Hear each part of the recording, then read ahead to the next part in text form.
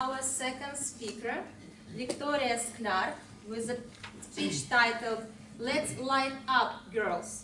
Let's light up, girls, Viktoria Sklyar. Good evening, dear ladies and gentlemen, dear fellow Toastmasters, and always welcome guests. Today you came here like real friends to share with us a special evening. And I appreciate this so much. Because actually it's not so easy to get there today. What is the temperature outside? -5? Chilly. And well, for those people who don't take car and don't work in this beautiful building, it's actually a challenge to get there. Believe me, I know. But what could be the main problem is that today is the middle of working week.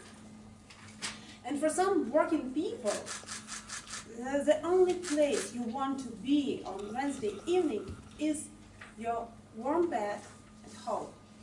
Just because people are exhausted.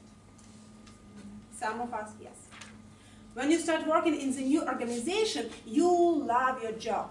You go to work every day full with excitement and passion, and you're pretty sure that you can change this world. But in few months, in a year or several years, it's hard to recognize you. Every day is a bad day. You feel exhausted almost all the time, and you feel that nothing you do is appreciated. And people, that is what is called burnout. And what I usually call the main problem of working people in the 21st century. In my job, in my organization, this problem is, well, it's a common problem. We get used to work with multitasking and in a high-pressure environment. Usually we leave our working places at 9 or 10 p.m. And that is what we call issues with work-life balance. Just because when you work too much, you don't have enough time for socializing and relaxing. And this is a problem. And sometimes you just feel that you don't have any control over your work. And of course, self-development is highly appreciated in our organization. And me and my colleagues are obliged to go through enormous training. Gender balance course, ethic course, different induction courses. Well, the funny thing in all the situations that the first and the most obligatory course is a course devoted to burnout at work. During this course, we are informed about the effects of this burnout and provided with tips how to survive, like develop healthy eating and exercises habits, take breaks from technology, develop your creativity, etc. But actually, when you read these tips, they seem quite remote from the reality.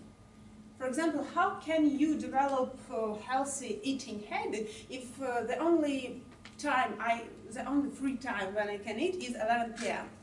Or for example, how can you take a break from technology when usually you are in the middle of something extremely important? 10 mails are to be written within the next 10 minutes just before very, very important meeting, and you literally just don't have time to go to the latest rule. And that is my common situation at work. Well, sometimes it happens. And if you ask me, is it impossible to adopt these healthy habits in your work environment? I would say no. No, it is impossible. It is impossible to implement it in reality. It is impossible when you are left on yourself. When you are alone, you just forget to take care of you. You just forget about lunch or about taking breaks from technology. So you just forget about this. But once, 3 little girls in the huge organization decided to light up, to set several rules and to try to implement these tips for surviving. Well, usually, for example, about taking breaks. Usually, when we are working, we just sit in front of the laptops and we are almost done. We are not moving. And it is recommended to take a pause of star every 3 hours, just to change your pose and to feel better. Now, when I'm standing in front of the auditory, I'm alone and I feel quite stupid at this moment. But for example, I will ask you to raise your hands, please. Just raise your hands. Well, whoa, my friend! Now I feel a real champion. Thank you, real star. And this is what I'm talking about. Every 3-4 hours, one of us just stands up, and all others have to do the same. That's why, well, it's a rule. That's why we take breaks every 3-4 hours, and it helps to survive. The same situation is with lunches. Usually I can live without food during the all day long and eat only in the evening. But it's a rule. I and 3 of my friends, no one can go to lunch without others. It's a rule. I can live without food, but I have no mental right to leave others hungry. That's why now I eat regularly, and my stomach is grateful. And, for example, talking about creativity, every Friday we set 15 dancing minutes. For example, the last one was devoted to the Raining Man. And hallelujah, we light it up. Believe me, that day made my week.